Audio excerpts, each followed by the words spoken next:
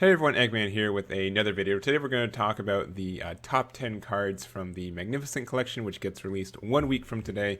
Yeah, I haven't really talked about these cards, so this is more of an excuse of just to do that than scrolling through all 18. I'm going to rank them and give them some, importance or whatever. But I think there are a lot of cool cards in here, and it was actually kind of tough deciding to go down to 10.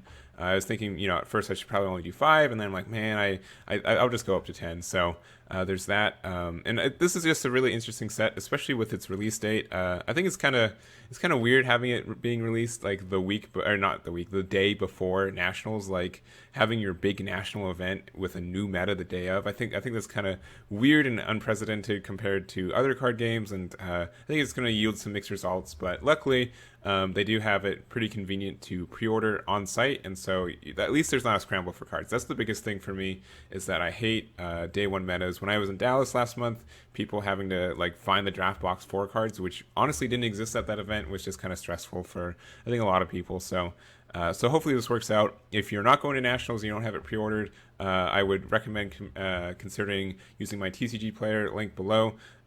If you use that, I just get a percentage back and helps out the channel for free. So if you're thinking of doing that anyways, just consider helping me out there. And yeah, with that, let's talk about the top 10 cards that I think are in this little weird 18 card mini set. Number 10. First up, we have the Super Baby 2, the Malicious Tyrant. This is definitely the 10th spot on this, only because I don't know how good this is going to be. Comparing it to kind of like the other preview cards we've seen from set 8, there's going to be at least some synergy, but I don't know if it's kind of too clunky or just doesn't do enough for the energy it has. But so what it does is, when you play this card from your hand, if your leader card is a baby card, choose all baby and brainwash cards in your battle area and leader area, and then gain +5 power for duration of the turn. Also, choose up to one of your opponent's leader cards and negate its non-keyword skills for the duration of the turn. So there could be some helpful things there. This is a more unique kind of ability, being able to just blank a leader. And then also, if your leader card is a baby card and you choose 2 cards in your hand and place them at the bottom of your deck in any order, when you combo with this card, draw 2 cards. So a little bit of cycle there, just kind of helping you out if you have to combo with this. I think it's all right. There's also some synergy it has with other cards in the deck, like you can still use Baby Vengeance Unleashed, and if you want to get this out for 4, you can. You don't get its first ability because you have to play it from hand, but just an option there. And also, I grabbed the wrong baby, but it's this one, the where is he? This guy. Yeah, Super Baby 1. So it's still a 4-drop baby too, so you can just still EX Evolve for free since it is red and yellow. So there's some synergy there. Yeah, it's just a nice little card. If there's a way you can play this card from your hand on your opponent's turn, this is outstanding. Being able to get a +5k boost there as well, and then also being able to negate your opponent's skills on their leader, so they don't get like a draw 1 or something like that. So that's why I'm kind of having it at number 10. If you could play this from your hand on your opponent's turn, it's amazing. I think it can be really good. So kind of holding out on there, but yeah, I think it has some synergies with the deck, and it's definitely not the worst card, just the worst card from the 10 I picked. So let's go on to number 9. Number 9. Next up, we have Sun Goten Strong of Heart.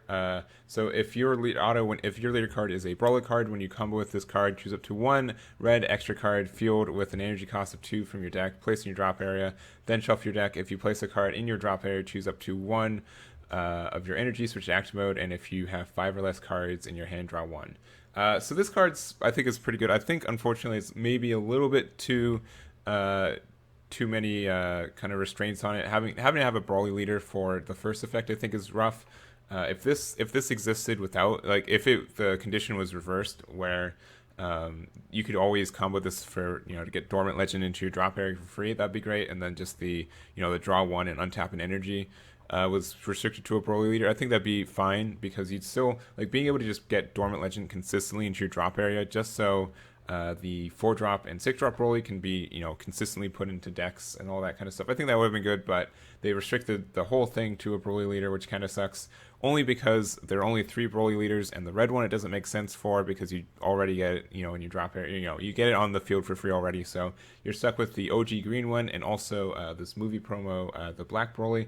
I think, and actually, this Broly, it can be really good just because you're able to be really aggressive with it, and just being able to consistently get Dormant Legend into your drop area is great. But just in general for value sense for this card. So when you combo with this card, so you takes 1 energy, you get a 10k. Then you get the dormant legend. If you get a dormant legend, you put it in your drop area. Then you get to switch a card. You pretty much get to a 10k combo for free, which is already pretty good. But then also you get to draw 1 card. So it can be like a super combo in the right situation. So I think that's just really good value anyways, just really good defensive, and it can be aggressive as well. So it just sucks that it's restricted to such a small archetype, but in the archetype, like if Black Broly ends up being really good and being able to incorporate Dormant Legend and also these cards as well, it's just fantastic. And just the fact that this is also it puts it into your drop area during combo phase, so you can combo with this, put Dormant Legend into your drop area. Now you've comboed with a red and green card, and you get to untap a card for free, which means that, hey, you get to put these guys out for, just 1 more red energy. So being able to just get these out for, for just 1 energy on turn 1, you can get out this guy, and that just seems pretty good to me. So maybe I'm overselling it, maybe I'm underselling it, but I like this energy there, and I like this kind of archetype. So that's that, and let's go to number 8. Number 8. Next up, we have Frieza Spiteful Strike. So if your leader card is yellow, when you play this card from your hand, choose up to 1 of your opponent's battle cards with any cost of 6 or less, negate its skill for duration of the turn. So it's kind of like a Cold Bloodlust, but it's at auto speed and it's on a battle card.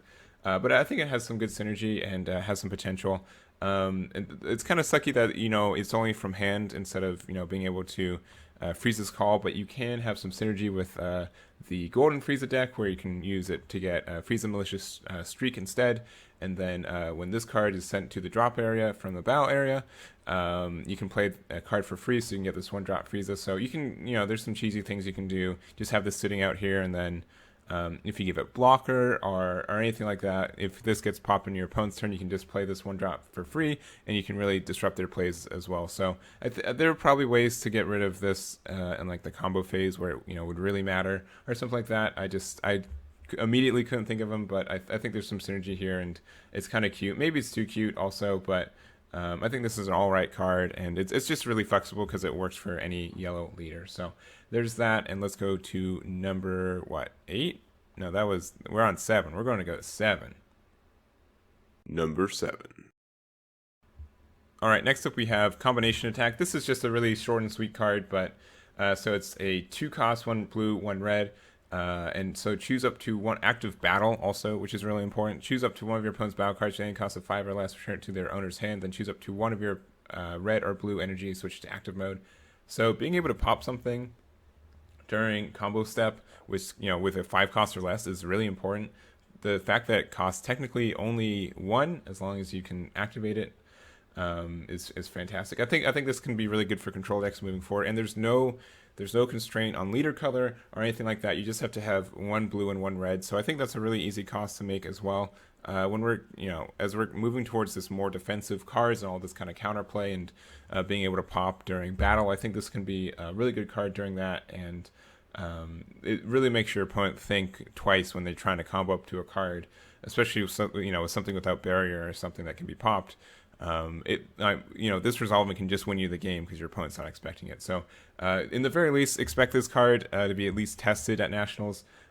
If your opponent has a blue and red open, just be kind of wary about what they're doing, and maybe they can pop your big guy when you're not thinking about it. So I think this is a good card. We'll see if it's too expensive or too slow, but I think it does all right. Next up, let's go to number 6. Number 6. All right, next up we have Raddatz Ruthless Adversary. Hopefully I'm not overhyping this card, but I think this card is really good. And it just has like a lot of potential, and maybe that's why I'm getting hung up with it, but I think it just has a lot of potential to be a really good card. So auto, if your leader card is Raddatz, when you play this card, choose 1. So draw 1 card for every 2 non-black cards in your opponent's warp. That's crazy. Let's say they just do 1 overwhelm. They just put all their cards there, and unless you're playing specifically against Toa, chances are, let's see, even like half of them are, it's just 1 energy draw 2, right? Like that's crazy. But also your deck forwards an idea of just warping cards from your opponent's hand and doing that, and you can also just set up your deck to do that. So there's already like just a bunch of cards that warp stuff, not combination attack, whoops. But so first, with this Raddatz leader, Choose one, when this card attacks the leader card, your opponent chooses one card from the hand, sent to their warp. So boom, bam, easy. There's also just like a bunch of generic good cards that do that too, like Mass Saiyan being able to, for one, let's say you just warp 2 cards from your opponent's side of the field, then cool, then you get an extra draw immediately from this Raddatz for doing so. Dimensional Banisher Fu is a great card for this. Remote Serious Bomb, also a great card. So it really sets up Raddatz to be this kind of control deck that it's always kind of been wanting to be. Just being able to have, and that's really the big thing I've always noticed is that you never get enough card draw from this deck. You just kind of short your opponent by shorting yourself too, and it never doesn't ever really work out, and it's just kind of hard to get consistency. So just for one energy, being able to refill everything, it's just fantastic. And then also, just the fact that it's a Raddatz card too, but there's also has Self Awaken, which this deck also needs. So. You choose up to, if you don't do the draw, a bunch of cards, you can also choose up to 1 card in your life add to your hand, then choose up to one of your opponent's battle cards with any cost of 1 and KO it. So could be really good for, early game that you're playing against like Kidku. You just drop this Raddatz, you ping their 1-drop Goku, and then they're just gone, right? And then you get some Self Awaken, so which is some good card draw in this deck too. So just a really flexible card. It's stuck to the Raddatz archetype, so maybe that's why that's why I put it up here, just because I don't think it's not flexible compared to other things, but if Raddatz is really good, this card's amazing. So I think it's great. And also, I don't think I said it, but Unexpected Turn is also just a fantastic card because it sends all the cards to the warp, and so unexpected turn on a big whiteboard of like Universe 6 stuff, and then boom, you play Raddatz, and then you draw like 3 or 4 cards. So I think that's great. I think it's going to help out the deck a lot. I think it's what this deck needs. And hopefully it's good. Maybe it's not. Probably not, but I really want it to be. Number 5. Next up, we have this Paragus the Forebearer. I don't know if number 5 is. I didn't really know where to put this. I think this is going to be like a staple in Yellow Broly, but it's strictly for Yellow Broly. So active battle. If your leader card is yellow, Broly BR card, and you place this card in its owner's drop area from your combo area, draw 1 card. So this doesn't mean after the battle. As far as I know, this isn't after the battle. It's saying during the combo step, you can just do this and then draw 1 card. But this could be really important for a couple things. 1, it's just free cycle. 2, just getting free card. Yeah, and free cycle, part of that means just putting in more cards in your drop area, which means you get your sparking earlier, especially if you're still playing like Hayden Mastery Victory Strike. Just having free ways to get cards into your drop area is always nice. And then also this is really good for arrival stuff, being able to combo this, make a card for arrival, and then just get rid of it after you already do your arrival. So it just means that there's just 1 less card you lose from doing that. So that's really good advantage, which I'm not sure if people see, but it's just, I think it's really good. And free cycle. People are going to run it. It's just boring. I'm going to say it. It's just a boring card that only works for 1 leader. If there are more yellow Broly BRs, which there probably will be, this card is going to be reevaluated. But I think it's just good. It's just a good card, and it's a good card and a really good leader. How about that? So let's go on to number 4. Number 4. All right, next up we have Son Goku preparing for battle. I'm also put Vegeta here, but it's mostly just Son Goku. I just want to talk about both of them because it's my video and whatnot. But so it's really simple. Counterattack, negate the attack, then play this card, then auto choose 1 card from your hand and place it in your drop area. At the end of your or your opponent's turn, return this card to its owner's hand. So I think this can only be done on your turn on the auto, as far as I'm aware. I don't think you can just auto it when you play this during the negate the attack. Otherwise, it would say, when you play this card, choose 1 card from your hand, whatever. So, but still, just being able to have a red Gojira, a red Goku BR with a negate, counterattack, I think is good enough, honestly. And the fact that you can just return it to your hand, indefinitely, as long as you have cards, is just also a really good boon as well. So, I think it's just going to help the deck, especially the blue Gojira leader, since this is more controlling and trying to ramp up to stuff. Being able to have ever-present Goku to keep doing that, and also being able to consistently get this back into your hand, and then use more counterattacks, because this Gojira is always going to have energy, because that's what the deck is for. But I think it's a good card.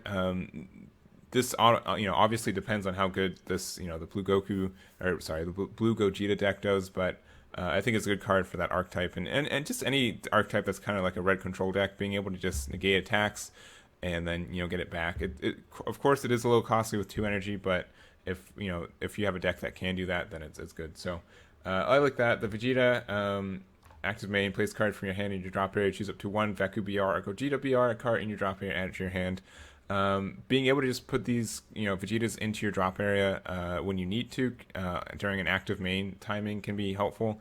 And Vekus and Gojitas are probably the most important cards in your deck, so being able to grab those as well is pretty important. So it's nice. You'll probably play this in the more controlled variant, but I don't see you playing it as much in the more kind of like aggressive variant. So those are those cards, and let's move on to number 3. Number 3.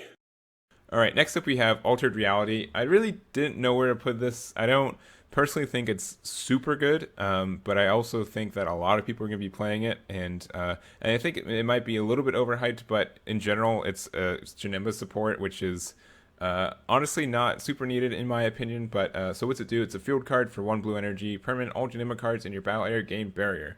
Gross. And then when you play this card, or when this card is placed in a battle area, draw 1. I mostly just picked the mill Janemba cards, but this also works for the 5-drop crit Janemba cards that are I think people have been experimenting with successfully. From what I've heard, I'm still a little bit out of the loop, but just giving those big 5-drop crit guys barrier already is fantastic. But these guys having barrier is super nice too, because right now like the biggest way to get rid of these or kind of disrupt Janemba players by playing like the 3-drop multi counters like Vegeta the Cruel. Since they they resolve at auto speed. They're able to get around deflect and just pop these demon swords and reality benders and all that before they're even able to activate their mill effects. So your opponent's just using 4 energy, and you can just counter it with 2 and then just feel good about it. So being able to have barrier as well is just having these 4-drop deflect barrier cards seems really nutty, and just the fact that you also get to draw a card when you do this, like this reminds me of like the Bergamo's Tree of the Danger field spell, but they didn't even get the cycle for it, and so they're like, man, we really want people to play this card, so let's give it a draw 1. And so I think people are going to be playing this. Maybe they'll take out some of the 1-drop cycle cards that they were using already and just put these in. Worst case, I expect people to put them inside decks against decks that are heavy on multi counters. But yeah, it just seems like generically good support. People are going to be running it. I don't think it's broken, but it's just more obnoxious things in an already obnoxious deck. So let's go into our top 2. Number 2.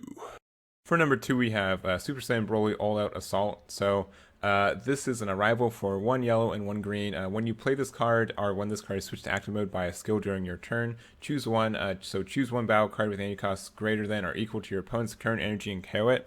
And also draw 1 card, then choose up to 1 of your opponent's cards and switch to rest mode. So this just seems kind of super powered, especially in yellow Broly, which means that you can potentially resolve this twice in 1 turn, or just twice in 1 turn, because you could play it and then also switch to active mode with the leader effect. But those are pretty big things. Being able to blow up something during battle step is fantastic. This card's not restricted to any leader or anything like that either. So these are just like generically good effects from there as well. Sure, it does cost 2 energy to do it, so it is kind of costly in there, but I don't think that's something that's super effective in the Broly. But I think this is just a really generic good card. I think a lot of decks are going to be using this. Can also be used in the green Broly stuff, so you can use it in the starter deck green Broly. So where is he? So you can use this guy, and since he's a 6-drop green Broly BR, you can go into him with either of these 4 chains, right? You can use the starter deck 4-drop, or also the where is he? The from the set, the Berserker Origins as well. So you can just pop him, and then for free you get the 6-drop Broly. And if you really need him to pop something immediately, or if your opponent only has 1 energy open, you can put their energy to rest. I think that just makes a lot of sense, and it just has like a lot of synergy with the green Broly deck too. Since they don't care as much about comboing their whole hand to activate an effect, because they just get to reset their hand anyways, right? And they've always been kind of leaning yellow green too, so just having a multicolor card to help factor that in just helps a lot. And I just think it's a good card. It's going to be I think people are going to at least experiment with it, and I think it's just maybe this is too high. I don't know. I'm really self-conscious about how I'm rating these cards, to be honest. So I'm putting this in number 2, and that's that. That's it. Let's go to number 1. Number 1. Alright, and lastly, we've got the Super Saiyan Gogeta All Out Assault. This might not be the best, but I'm putting it at number 1 simply because it's a suitable target for this 10-drop Gogeta that we've had for almost a year. This was such like the weirdest card that they printed because it's had an EX evolve on a specific card that really didn't exist at the time they made it, and eventually there were some 6-drop Gojitas, but they didn't make sense for it, and finally there's a card that just makes sense and we can really do the combo with. So active main for one red, 1 blue, and 3 colorless. If your leader card is a blue Gogeta BR, which is really part of the reason I'm not sure if it's number 1 because it's really limited, but and if you have 1 red Son Goku and Vegeta BR, both of them red, in your drop pair, choose all red Son Goku and Vegeta cards in your drop pair, shuffle them into your deck, then play this card from your hand. I think is actually more of a boon than a bane, just because since you're getting so many cards from the top of your deck into your energy, you can actually kind of deck yourself out with it. So it's nice to have those all shuffled back in. And honestly, if you're playing this against Mill and you just drop this, they probably lose pretty outright. But anyways, so at the end of your turn, place up to 2 cards from the top of your deck in your energy, then negate the skill for duration of the turn. So it also ramps too, so it's kind of like a Veku you can activate yourself. It's just at the end of the turn, so that's probably a little bit more balanced, so you can't just keep stacking them and going, keep ramping for quote unquote free. But and then also you go into this 8-drop, this 10-drop for 8 energy. You can EX evolve on top of the 6-drop, which also is better. And when a card evolves in this card, take the top 6 cards from your deck, place them into your energy, and then if you have active main once per turn, if you have 15 or more energy, choose up to 4 of your opponent's life and place them at the bottom of their deck in any order. So really, really cool stuff going on. I think this is a cool deck. Going through it real quick too. So you can have Veku here at 3, so you play him on turn 3. Let's say you use blocker, blows up, so you get 2 more cards to your energy. So you're at 5. You start your turn 4. Put a 6 energy in there. You play this Gojira, and so at the end of turn 4, you're at 8 energy, and then you start turn 5. And then you place a 9th energy, and then you can EX evolve into this, and you play 6 more energy, and so you're at 15. So it's a really good game plan of, on turn 5, there's a good way to get this guy out, assuming you're not already using objection to ramp 2 and all that. So it's a pretty solid game plan, and I think there's tools for this to be really controlling until then. And just like this leader in general is just a fantastic leader. People were running this without a really, solid game plan because, the idea was just get a bunch of energy and then just play a bunch of strong 6-drops. Now it has an actual win condition. So I think it can be kind of scary. We'll see how it goes. But I really think, if this archetype's great, then this is the reason for it, I think. Just being able to do that really will help it out, and we'll see if anyone's crazy enough to try to do it day 1 at Nationals. So that's going to be it for me. What do you guys think about this list? If there's any cards I didn't add to this, it's probably because there's some combo I missed, so please let me know what happened in the comments below. Thank you guys so much for watching. Like the video if you liked it, subscribe if you want to see more videos, and I'll catch you all next time.